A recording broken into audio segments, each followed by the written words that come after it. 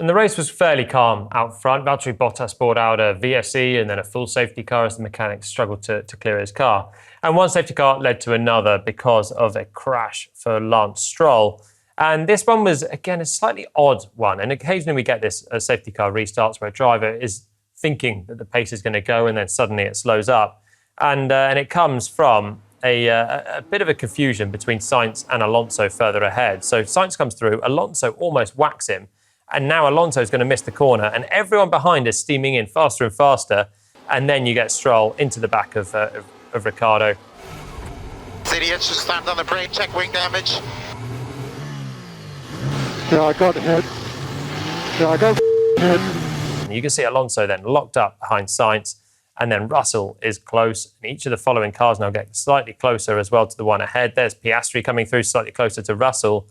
And if we pause this one as they come into shot, you can see Ricciardo is not hit yet, and he is so close to actually just nerfing the back of Piastri anyway. He's gone in deep, and then he gets the contact there, and now he does hit the back of the McLaren slightly more, causing Oscar a bit of damage, and that's big, significant damage, race-ending damage to Daniel Ricciardo as well. So Stroll was given the penalty for this. He was very unhappy about it.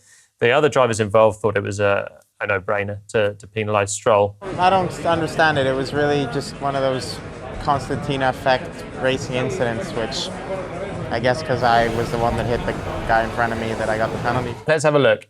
First of all, on board with Carlos Sainz, who leaves a slight gap here to the Red Bull of Sergio Perez ahead. But I don't think Sainz does anything wrong in this case. He's accelerating, gets up to third gear, no more, slows it back down. It's a small gap, shuts down the gap. I don't think that's anything out of the ordinary, really, for Carlos. But what it does do is catch Fernando Alonso slightly by surprise. So now Alonso's accelerating into this final corner, and he's not ready. He's looking across at this angle here to see what the leaders are doing. Are they pushing yet? And when you're further back in the pack, you are often looking ahead to see, is Verstappen gunning it out of this corner or is he not? You're trying to get a head start by looking there. And Fernando then is looking to see what's 4 places ahead rather than what is the car ahead doing, then looks ahead and bam, so close to just going into the back of Sainz here. And that was almost your crash and your penalty. Out of control here from Alonso, lucky to avoid this one. Further back then, we get his teammate, and Lance is guilty of doing a similar thing, really. He's left quite a big gap here to Daniel Ricciardo. This one I do think is on Lance because he's left the gap. He closes it down. He's looking across to the right-hand side a little bit, and he's not ready for everyone else. You can see the angle of his head there, looking across once again to the inside to try and get a scope of what's going out. But he's not ready for everyone else to be almost stopping behind the locked-up other Aston Martin of Alonso. Everyone then having to just back up behind Stroll, and he's not ready for it and smash into the back of Daniel Ricciardo. Through goes Nico Hülkenberg. And first of all, let's have a look on board with Daniel and just see he actually gets so close himself to the back of Oscar Piastri. So wasn't very happy about retiring from the race, but he was also very close to doing the same thing to Oscar. So that shows that there's a lot of circumstance in play for a few of these drivers. And Stroll was the end one that got the penalty and caused the big collision, but a few others were very close to that as well. Ricciardo loses a place behind Hülkenberg on safety car. He'll eventually get penalised for taking that back.